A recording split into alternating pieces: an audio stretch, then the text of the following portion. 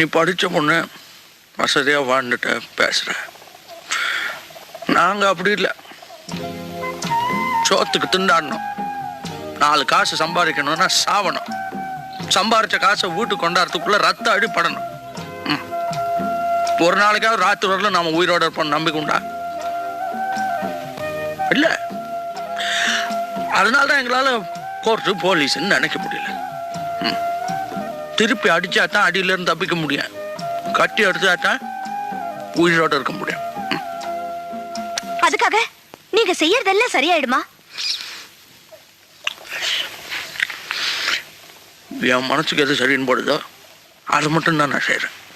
அப்போ என் மனசுக்கு எது சரின்னு படுதோ அதை நான் செய்யலாமா? எனக்கு இன்னைக்கு செல்வா அந்த பையன் அடிச்சது தப்புன்னு படுது. அவரை திரும்பி அடிக்கிறது தான் சரின்னு படுது.